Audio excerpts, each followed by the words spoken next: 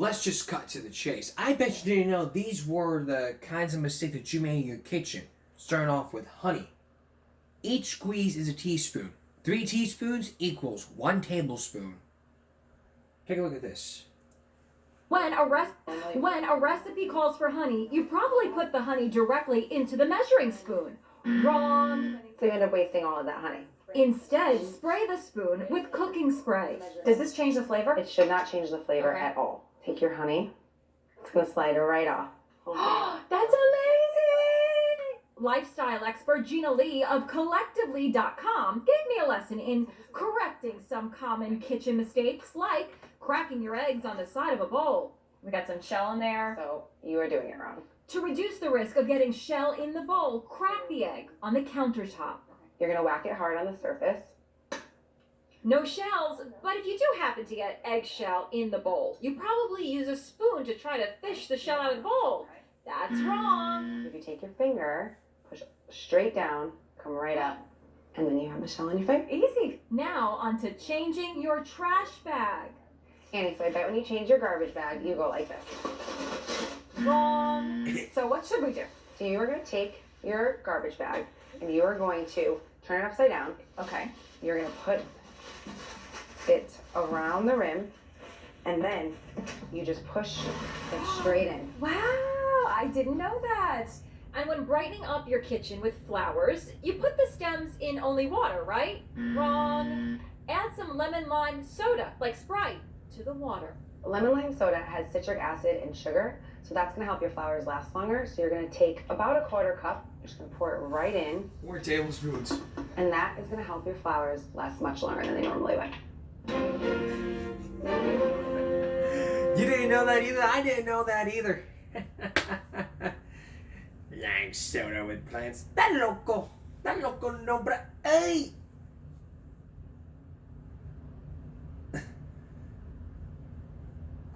Non-stick honey. Está loco nombre. Hey! Sorry, George Lopez is in my head.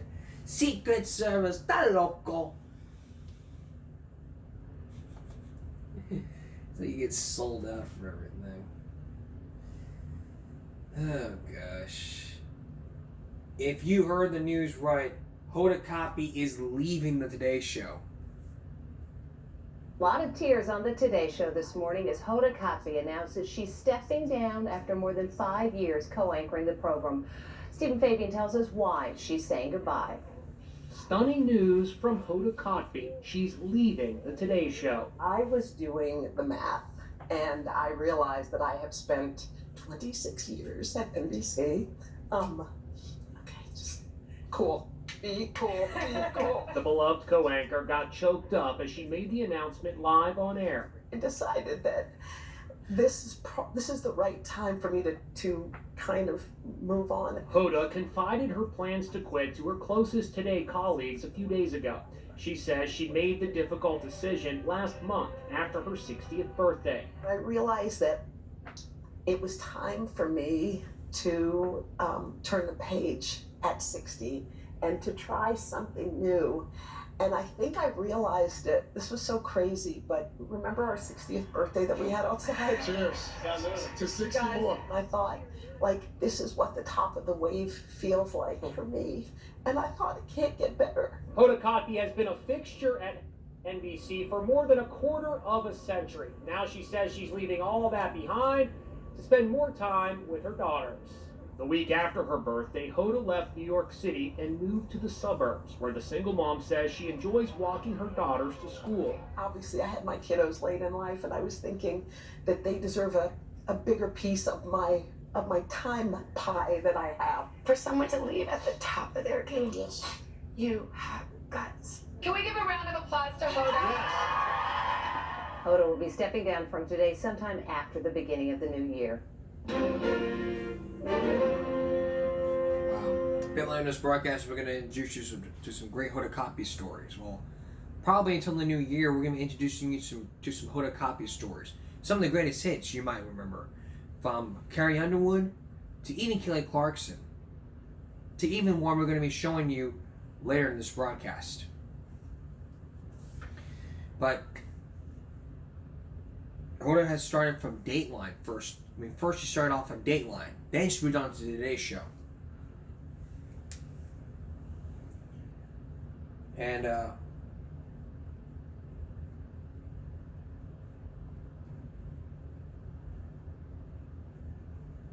it's her decision. I mean, everybody's all like saying, you know, even Jenna Bush got emotional at that time, saying, you know, this, that, the third. There's nothing to get emotional about. I mean, I'm not saying there's nothing to get emotional about. I mean, you got a friend who's leaving and you want to get all emotional. They'll still be around. Look inside your heart, and they'll be with you at all times.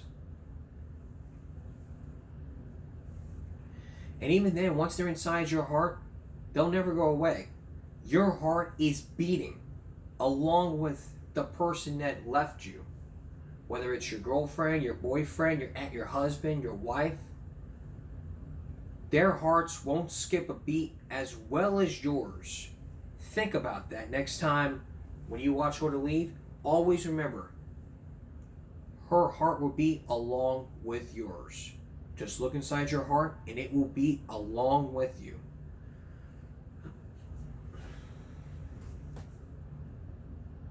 And when people die, they're in your hearts.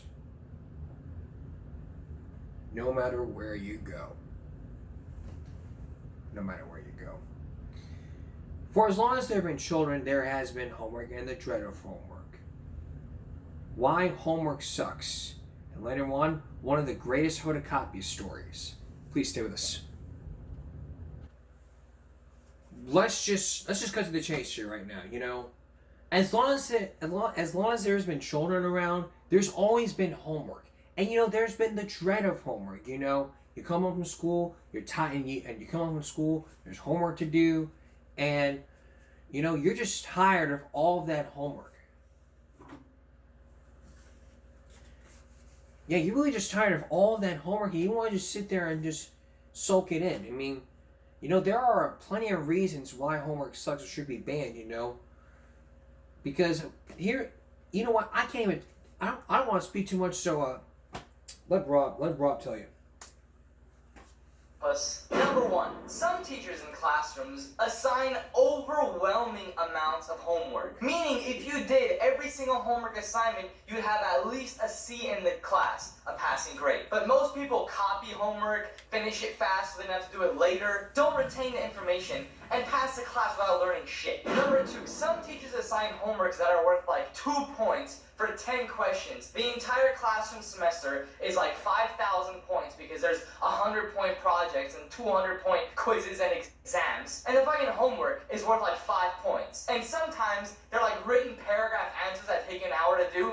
Skip it. Use that hour to study or something else because it's not worth it. Number three, teachers assign a shit ton of homework where all it is copying down.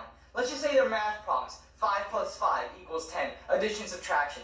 I get maybe like 5 or 10 where you get on a roll and you start learning, oh, like I actually figured it out. Like this is how you do it. Okay, I'm getting better, I'm getting good, and you know, this is it. They go overboard. They assign fucking 100 of the same problems.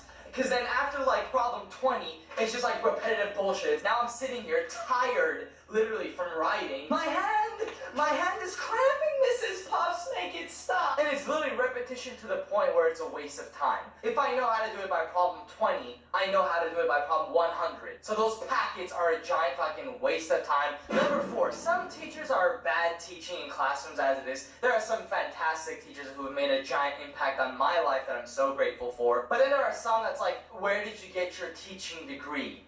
A cereal box? The classroom's out of control with people asking stupid questions. Wait, so like the United States has like multiple like states, you know, filled with like dumbass people. Is this gonna be on the test? But then when the teachers assign you homework in that class, nothing from the homework you see on the test. I had a class the other day where I had to do 550 vocab cards within a span of like 3 weeks. I'd rather have jerked off an elephant. Which none of the words, even as I studied through them, none of the words appear on the test. What was the point? I'm a verbal learner. I like the environment and the information given to me, spoken, all of those interactions in the classroom. I don't retain information by copying things down. So if I'm doing fucking vocab cards and I'm looking on the screen and copying it down, I'm just next. Next, I'm retaining nothing. I just want to get it fucking done as fast as I can. Number 5, some teachers assign you things where you clearly it just hits you after, doing it and turning it in. Wow, that assignment almost had no relevance to the class. Say it's like some government class and you do current events and things that matter. And then there'll be one assignment that's like fucking totally irrelevant.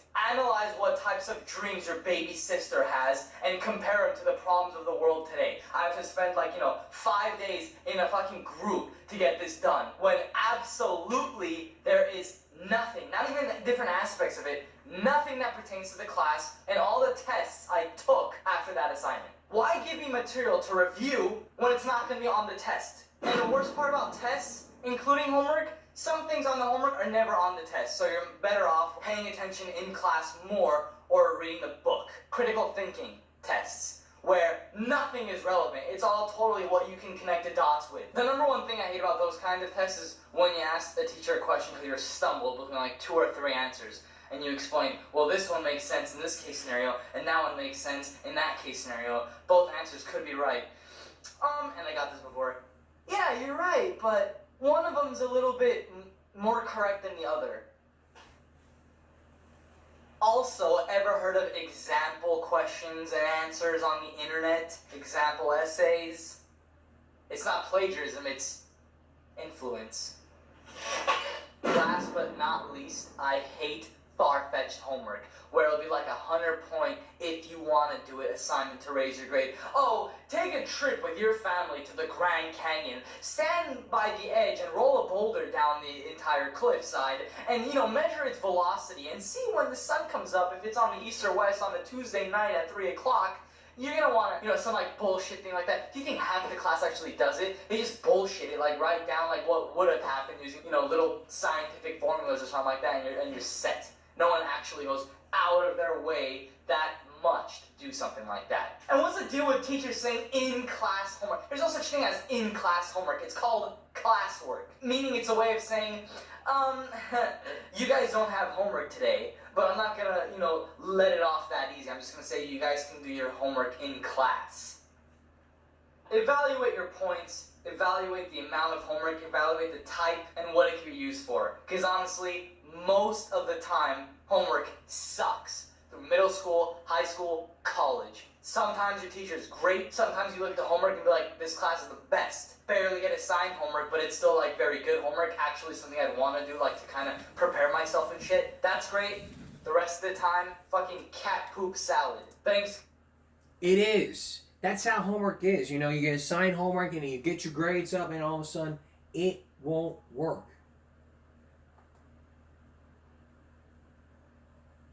Here's the second one.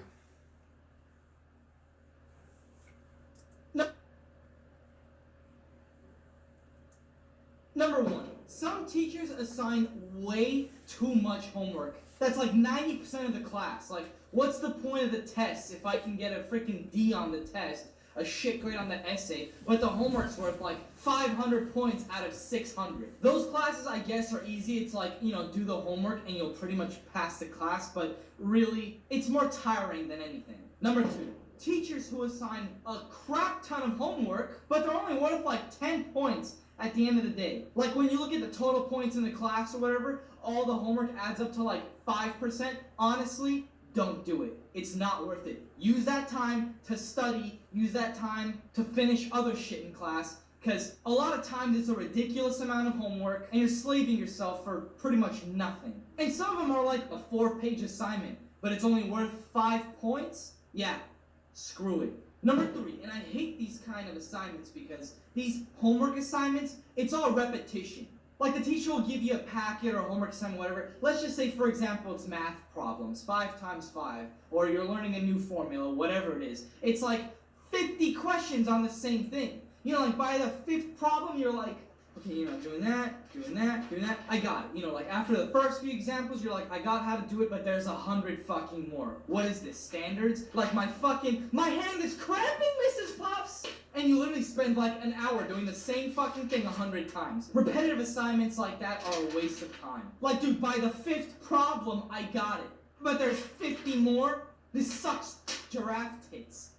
The other types of homework I despise is the ones that are completely irrelevant from the test. Like you do all the homework assignments, I never do, but people do all the homework assignments, and then the day of the test they're like, none of these questions are on the test, professor. Like, I don't remember, yeah, because, they want to make it critical thinking tests or whatever it is. And even those ones are fucking bullshit. Because there's some that I run across and I'm like, okay, answer A makes sense, but so does answer B. And I've shit you not, there's been a time where I've called the teacher over, I've explained to him exactly why I think it could be answer A and B, and the guy says, oh, I see how you got that. I can see why you think that. And I'm sitting there like, so which one would it be, A or B? Which one do I put? And he goes, I'll put it to you this way. One's a little bit more correct than the other. One's a little more correct than the other. Nice job on your critical thinking test. So I might as well not even fucking do the homework if it's not going to be on the test. I might as well study or critically think at home. Whatever the hell that means. Number 5, a lot of students complain about repetitions. Like, I'm not retaining any information. Some of the homework assignments are fucking completely made up, completely irrelevant shit from the material. Like, yes, I could look at it and copy it down. Copying shit down doesn't mean I'm learning anything. Because when it comes to the actual test or whatever, you actually have to solve a problem. So the homework has, nothing to do with it.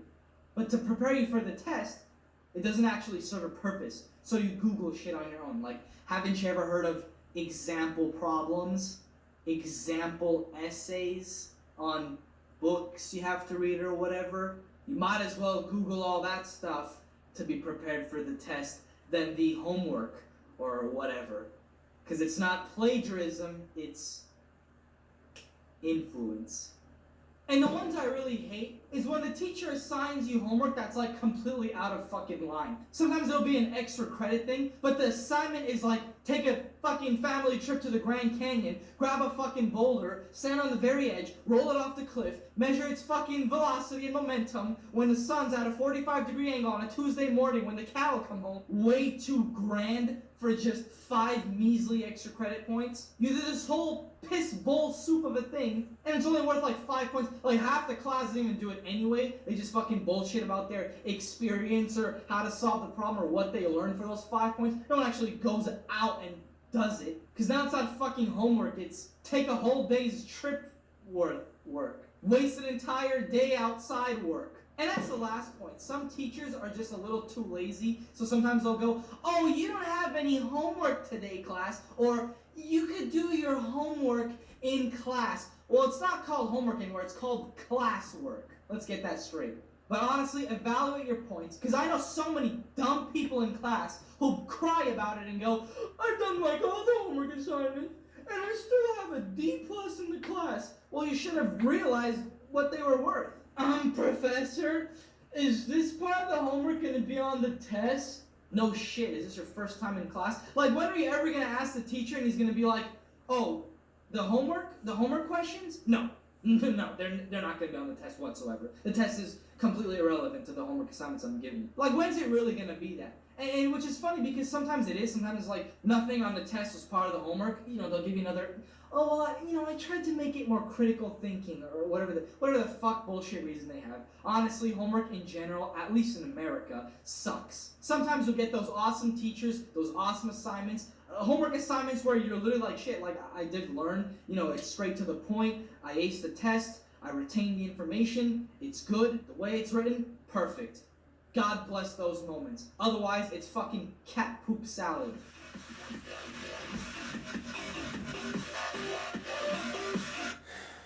It's just the way it could be, but depends on how much homework you do and depending on the assignments you get. That's basically how homework works. From good assignments to the awesome assignments to the awful assignments. Just evaluate your points, evaluate the type of homework you get. Maybe you won't get a C. You probably won't get a C, but you'll probably still get that A+ you deserve. If you share some cookies. Well, not really. When we return, the first Hodakapi story. Sorry. Also, I forgot to mention here that cookie joke. Make some friends, give the teacher some cookies and an apple. Hey, he probably will make an A. When we return. Up next, Rob's rants about why teachers suck. Plus, the Hodakapi story I know you've been wanting to wait for. Find out what it is next. Stay with us. When I was in high school, I had a lot of when I was in school, I've had a lot of great teachers. I'm not going to name their names here, but you know who you are. I've had some great teachers that made a giant impact on my life. I've had some high school teachers. I was an office helper back in high school. I gave a whole tour around the high school campus. I'm still one of the greats here in this community. But is it just me, or is the school system going into a path of failure?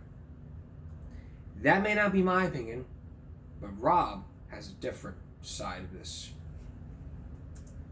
Is it just me, or is the school system turning into a structured path towards failure? I think teachers have more of a serious role than you think, because it's one teacher teaching like a classroom of 30 kids, right? Some are slow learners, some are fast learners, some don't learn visually, some don't have to take notes, some do. Listen, the reason why I don't like school is because I can't stand it. I can't stand how slow it moves. I can't stand how many stupid people there are in class. I can't stand the questions asked. I can't stand how the information is presented to me. I feel like if I learn the material on my own, I could do an entire year of a class subject, maybe in a couple days in my room. Don't you hate it when teachers give way too much time to that retard in class? They'll ask a question like, professor, like, why are the clouds white? And she takes it seriously. Well, Michael, it's because, and you're just sitting there like, oh my gosh, we're in fucking history class! Do you see how much time is being wasted on irrelevant questions? And sometimes the teacher will pick it up because she'll be like, okay class, let's jump back on topic. But then some other dumbass, like Ashley Ferntits in the back of the class, will ask some moronic question like, wait, if our world is like a ball, then why aren't we rolling off? Why are my tits perfectly proportionate? So it's these stupid questions, and it takes way too long for you to actually learn something. You'll get to the end of the class, the time will tick, like class is almost done, and the teacher will wrap it up like, okay, so yeah, you know, Western civilization, come back in next week, we have a test. And there's a reason why there are overachievers in school now that don't have to do anything, right? Like SpongeBob and the Good Noodle Board. I have like 10 golden stars on my Good Noodle Board. But it's easy because all I have to do is sit there and not ask stupid questions because school is easy now. I feel like what makes at least college challenging, and I'm talking about like when you're about to finish your major courses, is the amount of information they give. How teachers make up their own fucking critical thinking tests. They want you to do 200 pages by tomorrow. They want you to study 8 chapters of notes by tomorrow. Like, I feel like that's what makes it challenging. But middle school is a joke.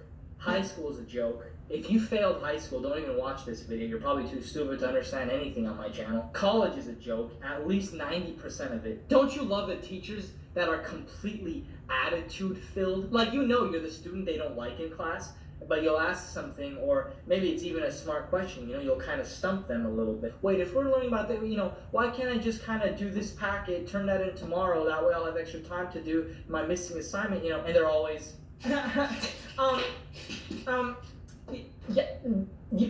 because I said so. They sometimes grade tests completely unfairly, like everyone got the same exact test, but for some of the word responses, like you said the exact same thing as your friend, they got it right, but you got it wrong. Like, how does that work? The teachers just have like a bad day, like, my fucking husband, he's fucking that girl named Jessica. I know he's fucking that girl. Okay, where was I? Charles, who's Charles? Oh, he's that fat, smelly kid in class? Fuck him. F. Jessica. She tries a lot, I'll just give her a name. Matthew. Oh, that fucking prick. Reminds me of my ex-husband. Fuck him. D-. There have been days where I've gotten like the wrong grade online when I checked it. Like, it was a group project, so you're graded as a group. Everyone got an A, but mine was like an F. How did that happen? Was the teacher drunk off her ass when she was grading it? Was she just... I don't have time for this. I have 40 papers to do. Because you know every teacher complains in class, I have 180 papers to grade. Okay guys, so I didn't have time to watch the game. There's 70 essays I have to read by tomorrow, okay, guys? So I don't have time to get. It's like, I get it. It's your job to grade papers, but I hate it when they complain about it every day. And then some things that don't make sense is when you present an idea that's beneficial to everybody, but the teacher still doesn't want it to happen. Like, you'll say something like, wait, why don't we just do the response questions as part of the packet, and we could turn it all in one day and be done? And you hear everyone in class like, oh yeah, that's a good idea. And the teacher,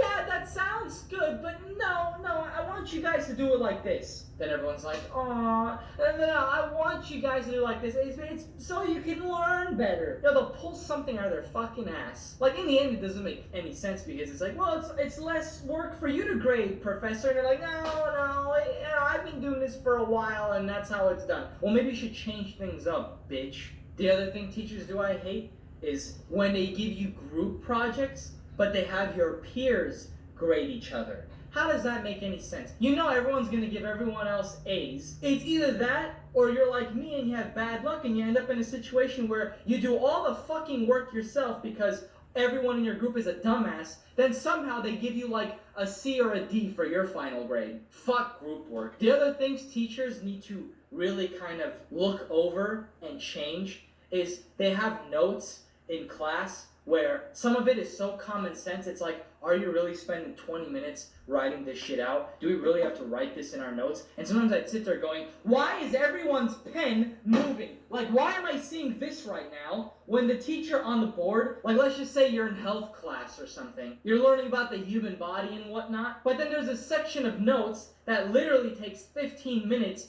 to completely write out on the board for the teacher, and then everyone in class is copying it, and it says something like, the leg muscles are responsible for running like athletes, how they run. So you see, there's like illustrations. His leg is moving, the muscles in his legs are being used. He's using the muscles on his legs to run. The nose is for scent. They smell things, it goes in the nose. The mouth is where the food goes. The teeth here is to chew the food. You swallow, it goes down to the stomach. Now, in the stomach, here's what happens in the stomach. You digest the food in the stomach, which then... Does everybody see the problem here? And there's kids in class, like I'm sitting there like this, thinking in my head, why the fuck am I gonna write down shit like your lungs are so you can breathe, you chew food with your teeth, why the fuck do I have to write this shit down? It's fucking common sense. I'm obviously just gonna kind of sit here and wait for information to fucking finally surprise me. Like, oh, okay, I should write this down. But everyone in class, I'm looking around and there's students like this. Wait, what did he say? He changed the slide. Wait, what did he say? The lungs. Oxygen, the lungs, and the oxygen. Are you fucking stupid?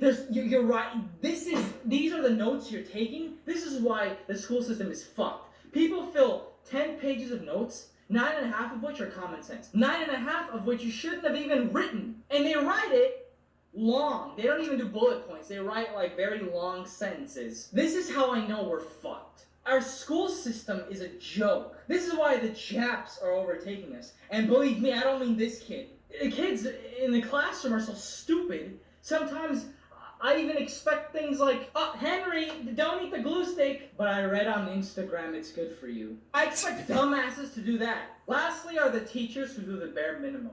And when I say bare minimum, I literally mean they'll open up the books. They'll tell you, go to page 238.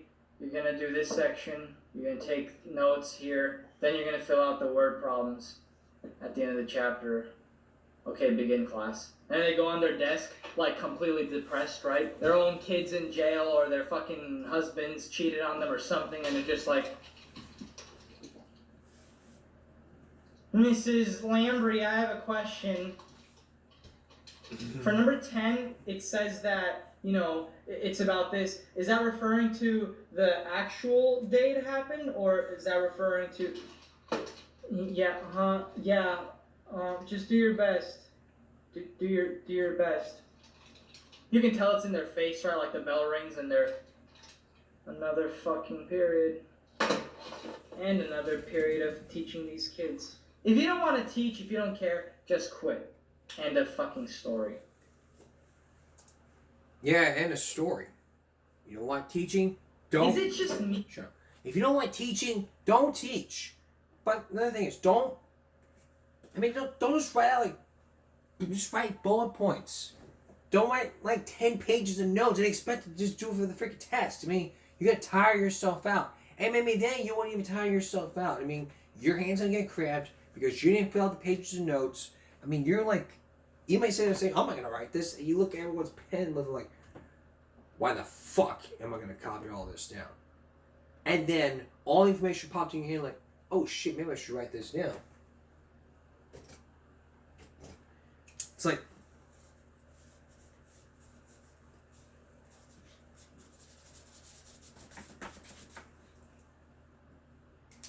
like that. That's just how it is. It's like that, you know? We get it. No one wants to take notes, but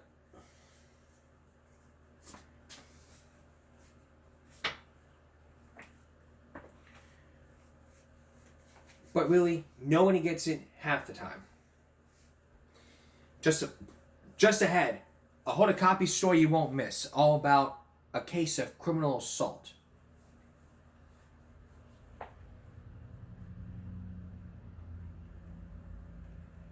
And rants on middle school, elementary schools, and high schools.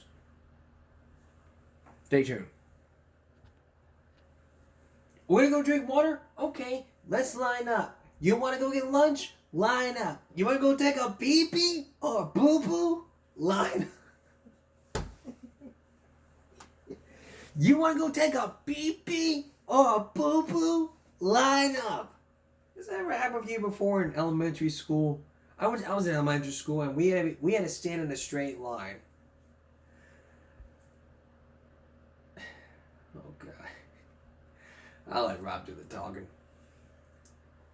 Wild meerkats. Today's rant is gonna be about something we probably already passed, but elementary school sucks. It sucked. It was stupid, especially when you look back at it. I don't know about you guys, but my elementary school made us line up for everything. Oh, we're gonna go outside, line up. We're gonna go drink water, line up. You wanna go take a pee-pee? You gotta stand in a straight line first. What is this, Hitler's regime? I'm trying to think like, oh, what could have that possibly taught us in the future?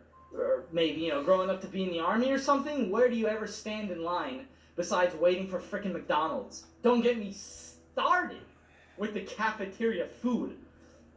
That shit was so gross. Starving children in Cambodia wouldn't touch it with a 10-foot pole. And I remember when you misbehaved or something, the teacher had to always settle down the class before you went and lined up for lunch, which sucked because, first of all, the food wasn't great anyway. There were those freaking little rectangular pizzas you get, like, in the homeless shelters. Actually, the homeless shelters probably had better food. Here and there, my elementary school had these fresh baked cookies. Those were literally the one thing I always looked forward to because they were delicious. But if you lined up too late, or you were the last class to go out in front of the cafeteria, they always sold out, and no cookies for Rob. I don't understand why they would even make you line up for food. I feel like that SpongeBob episode. Food, water, atmosphere. Then you had all those kids who didn't really feel like playing Foursquare. You know, who plays Foursquare? What do you just, oh, look at me, throw the ball in between the lines. What the hell is Foursquare? Or tetherball, or, you know, all that nonsense. Yeah, thanks, Mrs. Flowers. You assigned our class today in recess to play tetherball with no ball. There's a string on a pole. What do I look like to you? A fish? Or you get stuck playing with the kid who's always winning at handball, some fat guy McTub-Tub, with secretions coming out of his nose, like freaking, he always seems like he's drooling, Because then you had me and my friends, or a lot of other people who actually brought their Pokemon cards to play. You know, we sat down on the bench or sat down at a table and we were playing Pokemon. Until that one whack job teacher or principal walking around the campus is like, you guys are supposed to be physically active. You can't play Pokemon cards. If I see them, I'll take them away. And they actually did take them away and put it in their office where you have to go and spend like detention at to get. And the other thing that seemed like the biggest waste of time, while you learned a few things here and there in class, they always assign that one big project. You know what I'm talking about? The one that where you have to go out and build something, like the mission projects or whatever it was. I think to myself now, what was the point of actually building it? You know, like coloring the grass, putting little rocks, wasting money on crafts and animals and trees just to plot around and paint the thing, and it's like, oh look, I spent like a freaking week with my family helping me on this crap, and then I turn it in and everyone gets an A anyway. You could be one of those freaking like dumb kids who made one out of popsicles and stuck them together with boogers, and the teacher will still give you a passing grade. And what's the deal with everybody always having to sing? Was there a choir? Was I in choir, or did everyone have to sing? You know, the Christmas thing or holiday performances. We were sailing along on Moonlight Bay. Some god-awful kids who can't sing at all just yelling. Didn't you love the presentations of puberty? Oh, you're gonna start growing breasts and start sweating. Here's a pack of deodorant. And the worst part of elementary school was actually having like a nice event going on, a basketball game or something during recess, so you can get an extra long recess or whatever, and then I end up getting benched. Of course Rob was benched. What am I? What do you think I am? Some kid who yells funny jokes in class out loud? I'm not loud. When am I loud? You say one joke, literally one joke, where the whole class laughs, and sometimes the teachers have chuckled, and they go, you know, but because you interrupted the class, Robert, you're gonna be benched. And here I am, sitting there on my patoot, watching all my friends have fun, and I'm literally just sitting there going, yep, my life's miserable. Elementary school, glad that's done.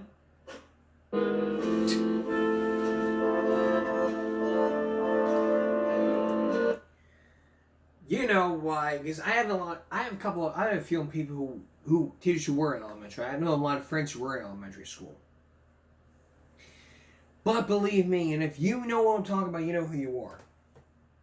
And you know, I'm not putting that on you. You were great teachers, or kids I know.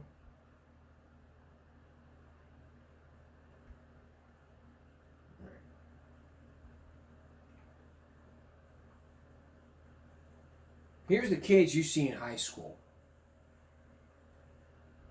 You got like the groups of people that are very specific in personality. Like all the dumb jocks. They'll go sit in the upper stands in one corner. Ah, sick dog! They're the loudest ones who always throw shit from the upper stands. They're the ones spying all the cheerleaders, you know, gawking at them like, damn, fool! She's got a big ass. Then you got all the popular girls, or the cheerleaders that always hang out together like, come on, Sammy. Wait, where are we going after school? We fucking cheered way better than those other bitches. You got those emo kids that want like no part of nothing. You got those wannabe gangsters, which you can tell just by the way they walk. You have those groups of girls who always talk shit about other girls who aren't there. Oh my god, Chelsea is such a bitch. Like, I'm gonna see her in my next class, but she's such a fucking annoying bitch. I don't want to deal with her. You got those nerds that every time you even try and talk to one of them, they always think you want to copy their homework. You know you have that teacher that hates their life, you know? Their husbands must have cheated on them because they always show up to class like, okay, quiet down, let's begin. And I don't know if your schools have it, but what's up with TAs? The teacher's assistant. Yeah, more like a teacher's pet. Oh! They sit there literally doing nothing, like. Because then you got like that high school future dropout who always comes up to the TA and he's like, bro, can you fucking change my grade, dog? I'll give you $5 if you give me an A. You got the metalheads hanging out in like one part of the campus. Then you have the opposite group of like choir kids across from them, who for some reason always seem to believe that if you listen to metal music, you're automatically a Satan worshiper. Choir kids only hang out with other choir kids, so I guess it makes sense. The cafeteria ladies look like they're always on house arrest or something. The schools always talk about funding like, we need better desks. Teachers need better chairs because their butts get sore. Well, it's a good thing they spend money on that because their entire budget on cafeteria food must be 25 cents. Nothing from the school cafeteria is good. You ask for waffles and it's made from like styrofoam. Yes, waffle, very good. Here. Everything they used for flavor is like chemicals. There, exactly like waffle. And the food always puzzles you because they give you like rat poison and pass it off as cereal and milk. And you know what I'm talking about when the school says things like, oh, today for lunch, we're gonna be serving tacos. But there's shit inside a taco where you're like, I think this is like dead rats they caught in the kitchen. Yup, looks like syrup to me. And you got the high school druggies who like try and get high off of anything they can find. Oh, sick, bro. You sniff this glue stick right here? This shit will get you high, dog. Ah! Everyone else in high school is like, shit, I can't wait to go home and fucking sleep. Meanwhile, all the school pride kids are always staying after school. They have like 6 classes, they join a club, they come home for like 4 hours and they can't wait to go back again. Yeah, that's high school in a nutshell. In a freaking nutshell. Okay. Stop making cringy, awful content on social media. It's gonna make you look stupid. Take a look at this. Is it just me, or are we all tired of desperate thirst trap videos? It comes from guys and girls. Instagram is truly a disgusting place, but it makes for some good funny content. For example, this page that I came across. For all you 16-year-old boys out there, warning. 545.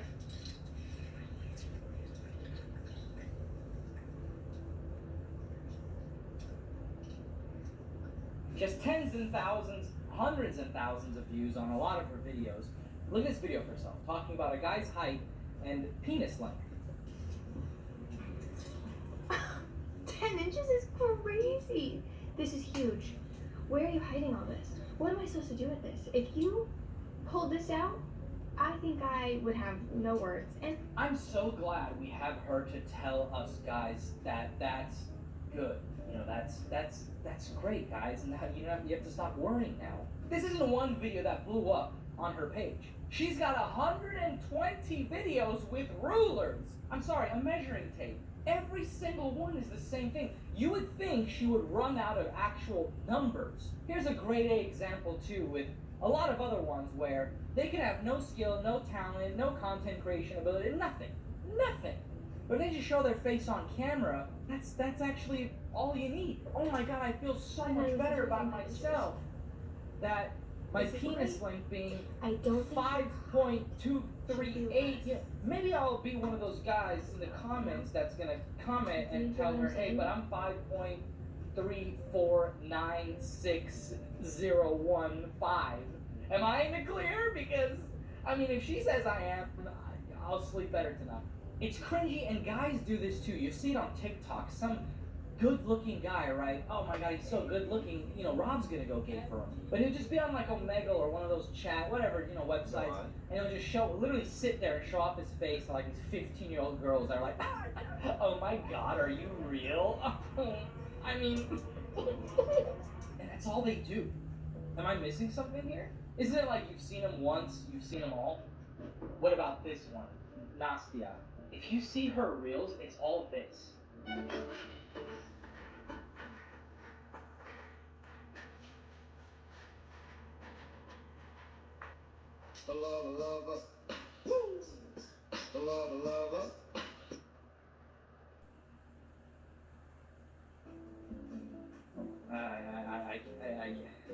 I can't. Let's watch it without sound, just to see how cringy it actually is. Check this out.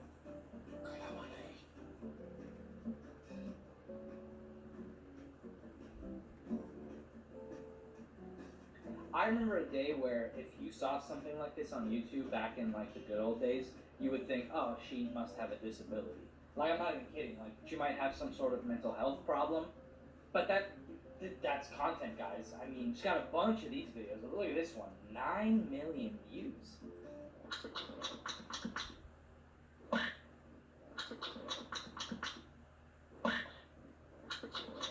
Oh, that is comedic genius right there. That is comedic genius. Guys, are you not following her for this? This is... What the fuck is wrong with this page?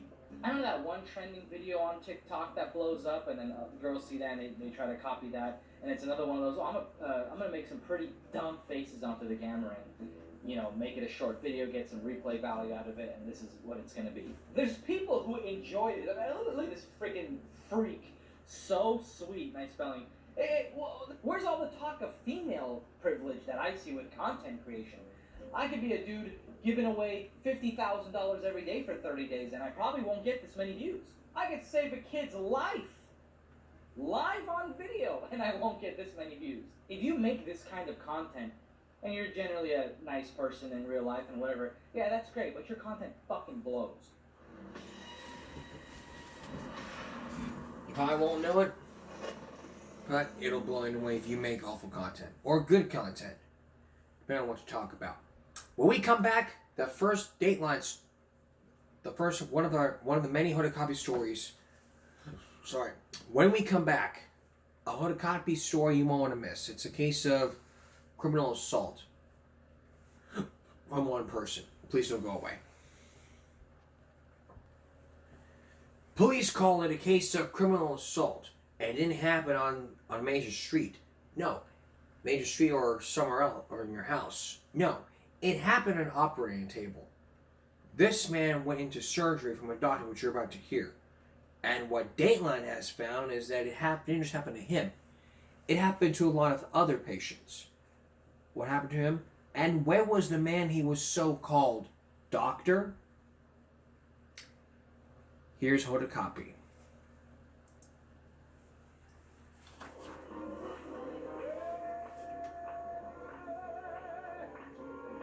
In Miami, he's a minor celebrity playing the music of Latin America. Where once upon a time, he was a major star. Alexander Baez was a competitive bodybuilder. He was Mr. Mexico and finished 4th in the 1975 Mr. World competition. His bodybuilding career stretched over 3 decades and helped launch him as a successful entertainer in Mexico. Pero hay que estar alerta. Volverán. But the body beautiful that brought Baez so much fame betrayed him. He was diagnosed with a large tumor and in 1997 had to have it removed. The surgery left a small scar and depression on the left side of his chest. Soon after, says Baez, the lucrative roles in Mexican movies and soap operas simply dried up. Baez's desire to revive his career brought him here to this office in Miami Beach. The man inside told him he was a doctor who could literally turn back the clock, restoring Baez's chest to the rugged perfection that had brought him so much attention. In fact, what happened did return Baez to the headlines, but for reasons he never imagined. Baez says it started simply enough. He was singing at his weekly gig in Miami Beach when a man approached and introduced himself as Dr. Ronaldo Silvestre, plastic surgeon. Baez says he claimed he could fix the imperfection on Baez's chest and that he could do it cheaply. Mr. Silvestre apparently saw Alex as an opportunity to spread his name and his reputation around South Miami and offered him a very low discount rate to perform this surgery, and Alex accepted. Spencer Ehrenfeld is the attorney for Alexander Baez. Mr. Silvestre had some kind of international elegance about him. He could speak Italian, French, Spanish, English. And Baez says he was impressed by the smooth-talking doctor. You are my brother, you are my friend. Love your music. Your music, you are great, great artist here. I'm going to help you. So you trusted him? Yeah, I trust You him. believed in him? I believe in him. After all, Silvestre lived in an expensive house in an exclusive part of town. About a month later, Baez showed up at Silvestre's diploma-lined offices to get male pectoral implants. He even allowed Silvestre to videotape the procedure as a teaching aid. Normally, implant surgery takes about 2 hours. But this one lasted more than 4. 3 separate times during the surgery, Alexander Baez actually woke up.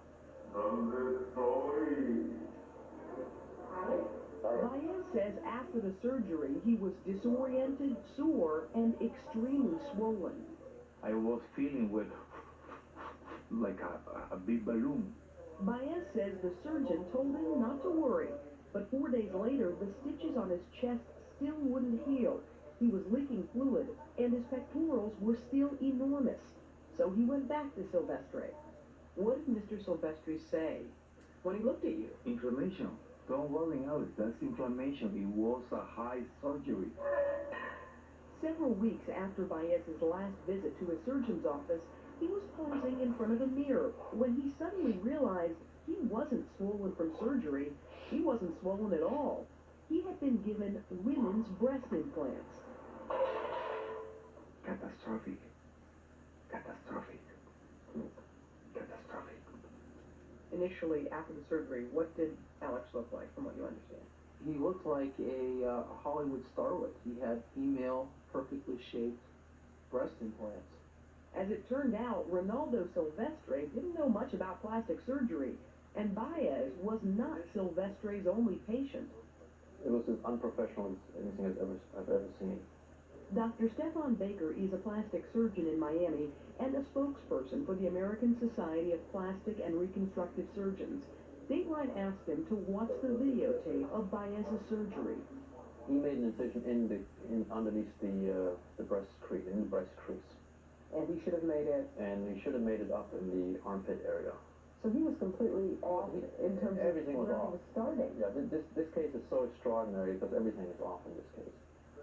Dr. Baker says the anesthesia used was incorrect. The operating room wasn't sterile, and some of the tools, including this cake spatula, were totally inappropriate, as was the use of women's breast implants. But what galled him the most? The sutures Silvestre tried to close the wound with. That actually looked barbaric. I mean, a laboratory animal gets a better suturing job.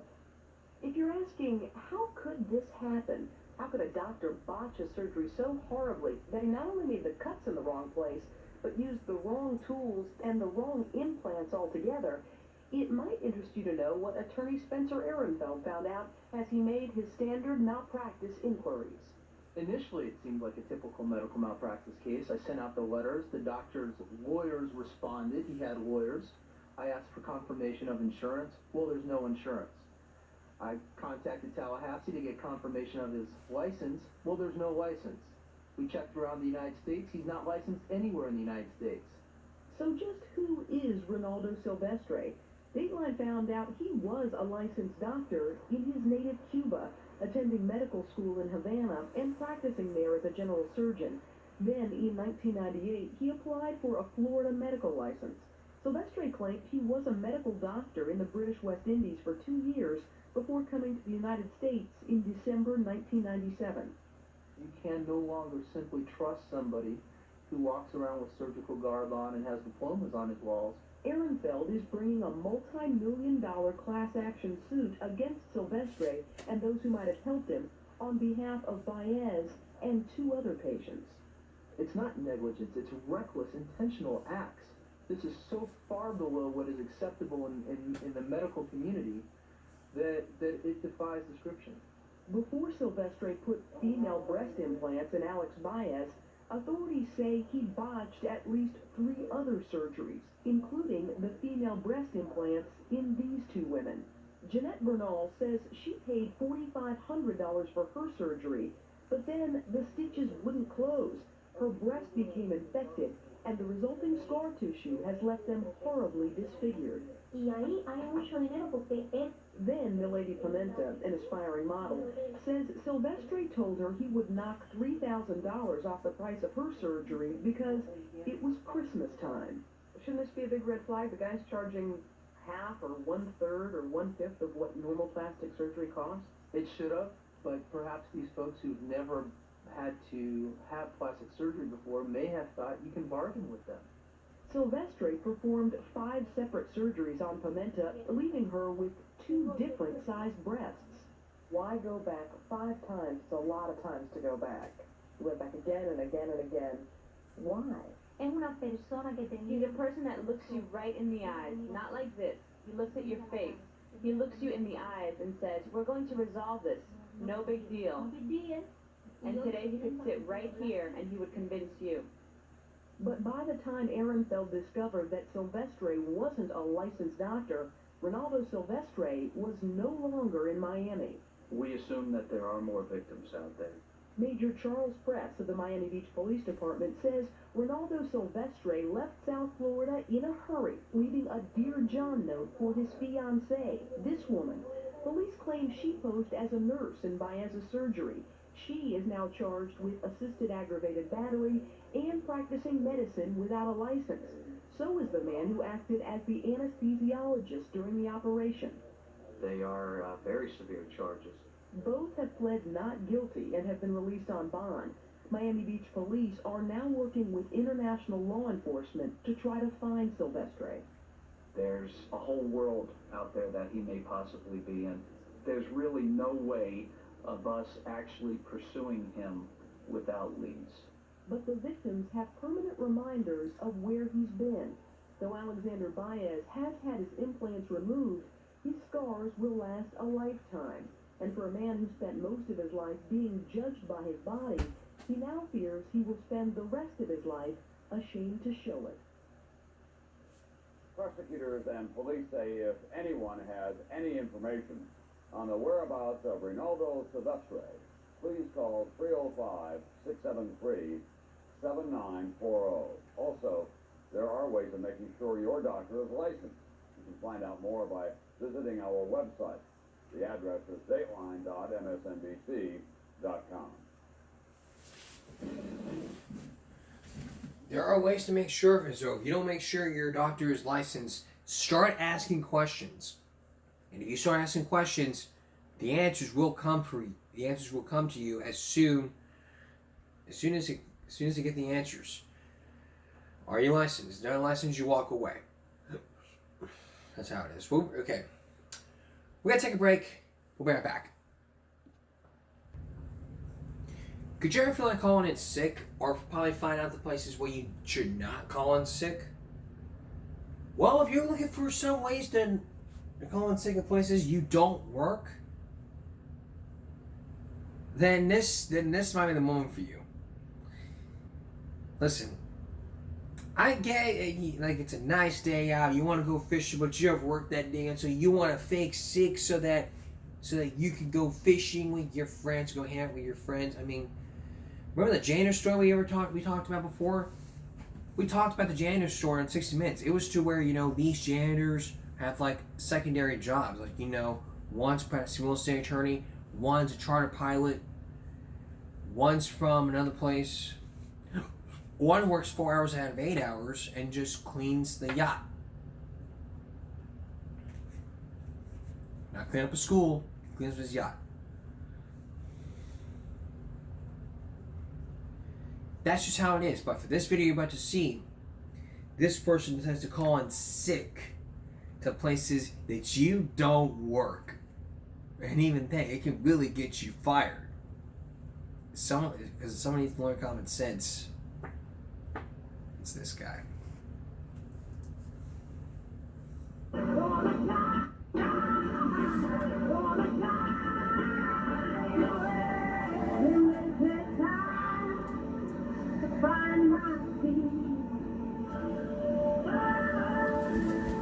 Sylvia speaking, how can I help you? Hi, this is Jordan calling. I just started there last week, and it's like really nice and stuff, and some of the boys are going out fishing tomorrow, so I'm not going to be able to make it in for my shift. I was just wondering if I could take like a sick day or something. I'm sorry, first of all, your first name was? Jordan? Jordan? Yep. And you had just started last week? Yeah. So I'm going to tell you right now, it's going to be an unapproved absence. You're too new, I believe, for a sick day. And Well, I'm not actually sick. I just need a day off to go fishing because it's so nice, and I can't really. I don't want to give up the job because it's good bread for me, right? I'm not disagreeing with you, but it's not a good legitimate reason to miss your shift from work. So it's going to be unapproved, and just so that you're aware, as far as our policy goes, that's probably a discipline. Well, what would be a good excuse? Like, can you just write something down for me? No, I can't. I'm an assistant manager, and I could be the one that has to hold you accountable for it. So no. You're a manager. Oh. Yeah, it's not a good person to ask for an excuse. Sorry, and where do you work in the store? Electronics. Electronics. Oh, so you're my associate at that. I'm Sylvia, and I'm your SWAT leader. Okay. So I'm the manager in charge of you. So I can tell you it is definitely unapproved if you do not show up for your shift. So I can't go fishing? No, you can't go fishing. It's just so nice, huh? Yeah, that's one of the responsibilities Sure, of the job. you can't do me one? Just this No, I'm sorry, I can't. Here we go. And it's just, I mean, it doesn't look very good It for probably you. won't be busy though. Jordan, Yeah. you're not looking very good to me right now. Can you- Not at all. Well, I look good. I just don't sound good. I'm confused. It's Are we not a very FaceTime? good Can you first, see? it's not a very good first impression. Oh, I've met you before. You don't. I didn't know you were a manager. You don't remember me? No, I may have met you at the interview process, but I mean, we do a lot of them, so I don't remember everything, no. So I'm going to tell you at this point, if you don't show up for your shift, it is an automatic unapproved, which will be a first level written discipline. And within your first 90 days, that is definitely not a good thing. How many of those do I get? This is not, you're missing the point of what I'm trying to tell you. Okay. Okay? So you need to be here for your shift. Okay. Okay, thanks. Bye. Bye.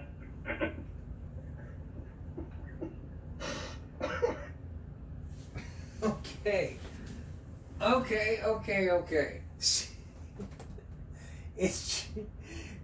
It's don't you dare call this, because if you did that at your work and say, I need to take a sick day tomorrow because I'm gonna go fishing, your boss would chew your ass up.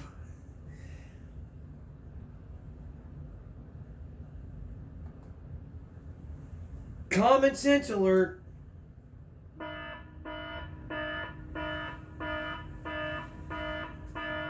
If you're sick, call beforehand and say, hey, I can't come to work today because I'm sick. Okay. Let them know that you're sick and you can't come in. Number one. Second, if you want to take a personal day because you want to go fishing, let them know 2 weeks in advance. That way they know. I don't care if it's nice. I don't care if you want to go hang out with your homeboys. Yeah, your job takes priority. It takes priority. Because what are you going to do one day when you're going to go out fishing every day and you don't have a job? What are you going to do when your family's in need of food? I mean, you got responsibilities. You got the light bill, the cable bill, the gas bill, all types of bills. And all of a sudden, you're the guy who wants to sit there and say, I don't care. I want to go fishing. You have responsibilities. The behavior that you choose in life can lead to consequences in the near future. So if I were you, I would choose wisely on your decisions. Because I'm going to tell you something. I know. And me doing this for years, I would never ever call in late or sick. Unless it was something very important, I would call in 2 hours in advance of my shift. But I'm not one of those people that just call in every day and say, I'm not coming to work today because it's too nice, I'm going to go fishing. You can fish on the weekends. You can fish on the holidays. I don't care. Your job takes priority. And you also have responsibilities. Not just me. What are you going to do one day? You can't provide for your wife, your family, and you're going to be in... What's going to happen when your wife leaves you with the kids? I don't know. That's not the answer. What are you going to do when the wolves come at your door? I don't know. You're going to be stuck fishing all day and be a professional fisher? That's not going to mean it can make a very lucrative career. Which means it makes a lot of money. The bottom line here is this. Don't call in sick. If you're sick, call in. You want to fake sick, it's your choice. But I'm recommending you don't call in sick. It's going to get you in a lot of trouble. And maybe then, it'll end you up here on this broadcast. Now, I was going to promise you a family persuasion. I tried looking for the episode, but I couldn't find it. But if you could find it for me, that'd be great. That's all for this edition. That's all for this edition of Give Me a Break. Saturday going into Sunday. We'll see you again for Give Me a Break Monday. For all of us here at YouTube at Give Me a Break. Stop bullying. Speak up. Concentration, not strength. No jaywalking. Good night.